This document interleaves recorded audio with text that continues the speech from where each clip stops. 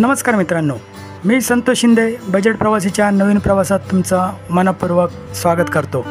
तर मित्रांनो, आज आपण निघालोय श्री स्वामी समर्थांच्या दर्शनाला अक्कलकोटला। तर तेथे आपण कसे जाणार, कुठे राहणार व अर्थातच स्वामींचं दर्शन या व्हिडिओत आपल्याला होणार आहे। तर मित्रांनो, व्हिडिओला शेवटपर्यंत बघा व व्हिडिओ आवडल्यास लाईक, शेअर, सबस्क्राईब अवश्य करा। आजचा आपला प्रवास हा मुंबई छत्रपती शिवाजी महाराज टर्मिनस येथून सुटणारी 22157 मुंबई चेन्नई एग्मोर सुपरफास्ट एक्सप्रेसने होणार आहे। ही एक्सप्रेस मित्रांनो रात्री 10:50 सुटते व अक्कलकोट येथे सकाळी 7:30 पोहोचते। मुंबई ते अक्कलकोट जाण्याकरता 2 थेट गाड्या उपलब्ध आहेत, ज्यामध्ये एकीने आपण आपला प्रवास करत आहोत व दुसरी सकाळी 8:10 सुटणारी 11301 मुंबई बँगलोर उद्यान एक्सप्रेस, जी अक्कलकोट येथे 4:10 पोहोचते। आपण बजेट प्रवासीमध्ये असल्याने आपला प्रवास हा एका दिवसात परतीसह व अर्थातच जनरलने होणार आहे। मित्रांनो, मुंबई ते अक्कलकोट हे अंतर सुमारे 490 किलोमीटरचं असून तेथे पोहोचण्यास किमान 8.5 तासाचा अवधी लागतो व ह्याचं जनरलचं सुपरफास्ट एक्सप्रेसचं तिकीट दर हे मात्र 175 रुपयेच आहे।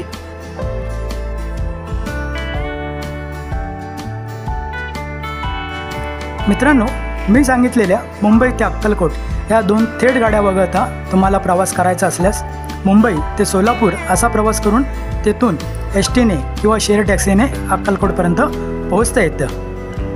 मुंबई ते सोलापूर ह्या प्रवासात आपल्याला मुंबईहून रात्री 12701 मुंबई हैदराबाद हुसेन सागर एक्सप्रेस आहे, जी मुंबईहून रात्री 9:50 सुटते व सकाळी 5:30 सोलापूरमध्ये पोहोचते। तसेच 12115 मुंबई सोलापूर सिद्धेश्वर सुपरफास्ट एक्सप्रेस, जी मुंबईहून रात्री 10:40 सुटते व पहाटे 6:50 सोलापूर इथे पोहोचते।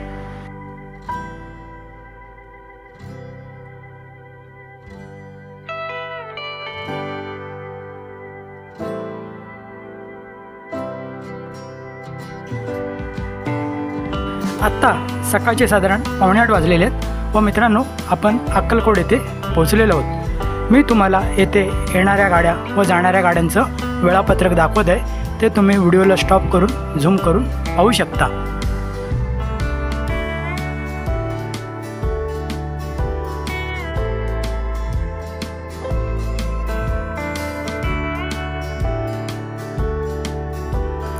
अक्कलकोट स्टेशन ते वटवृक्ष मंदिर हे अंतर सुमारे 10 ते 12 किलोमीटरचं असून शेअर रिक्षाने 40 रुपये आकारले जातात व तुम्हाला चोळप्पा महाराजांच्या घराजवळचं समाधी मंदिरापर्यंत जायचं असल्यास अतिरिक्तचे 10 रुपये आकारले जातात।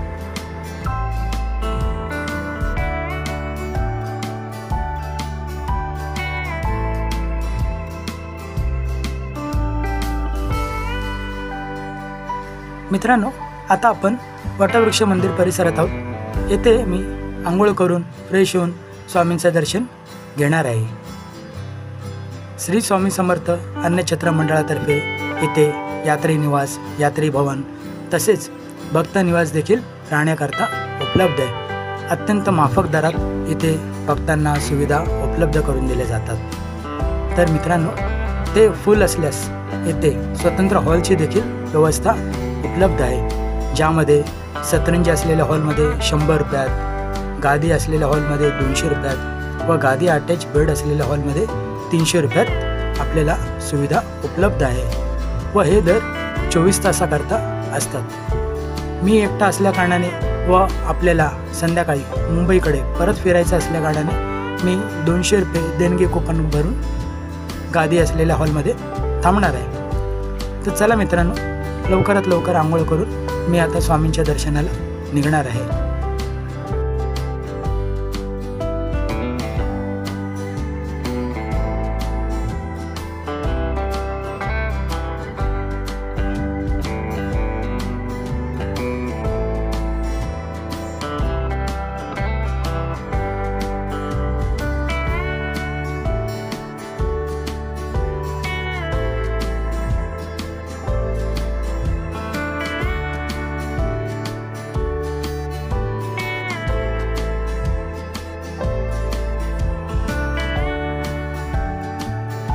मित्रांनो, श्री स्वामी समर्थ अन्नछत्र मंडळाच्या गेट समोरूनच वटवृक्ष मंदिराकडे जाण्याचा मार्ग आहे।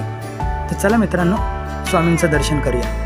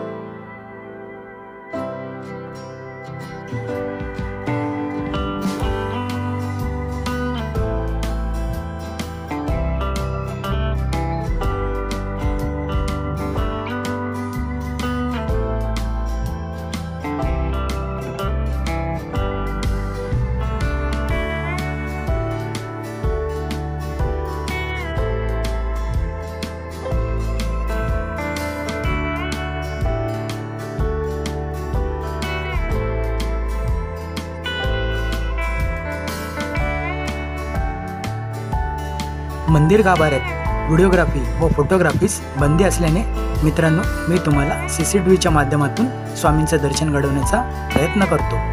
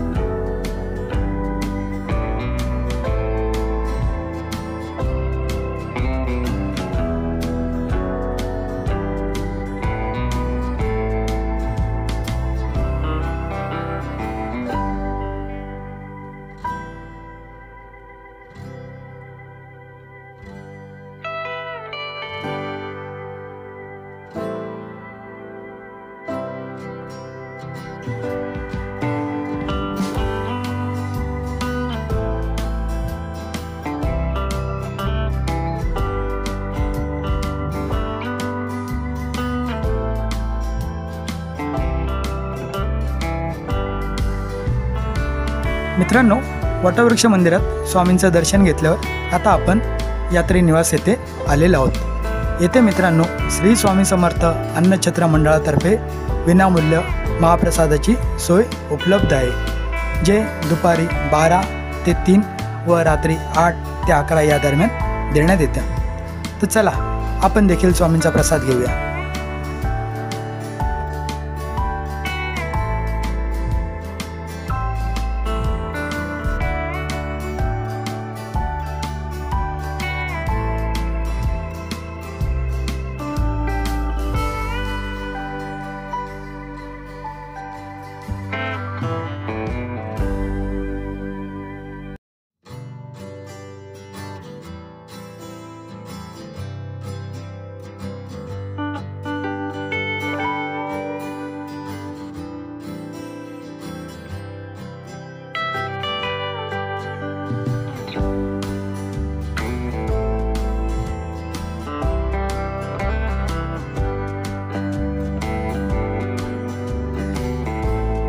मित्रांनो, अन्न हे पूर्ण ब्रह्म आहे, त्यामुळे त्याची नासाडी करू नका।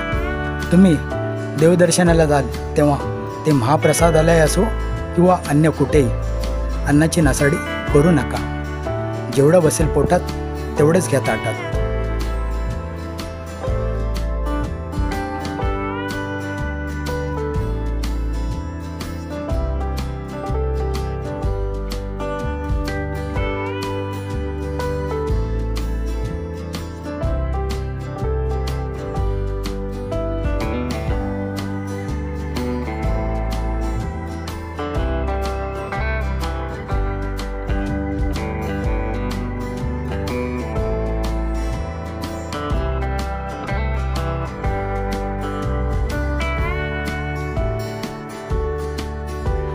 मित्रांनो, स्वामींचा प्रसाद घेतल्यानंतर मी आता येथून हॉलमध्ये जाऊन थोडा वेळ आराम करून मग येथून आपण चोळप्पा महाराजांच्या घराजवळचं असलेलं स्वामींचं समाधी मंदिर, बाळप्पा महाराजांचा मठ व अक्कलकोट डेपोत जाऊन येथून सुटणाऱ्या सोलापूरकडे येणाऱ्या जाणाऱ्या गाड्यांचं टाईम टेबल व इतर माहिती आपण घेणार आहोत। तर ह्या व्हिडिओला मी इथेच थांबवतो व भाग 2मध्ये आपण हे सगळं पाहूया।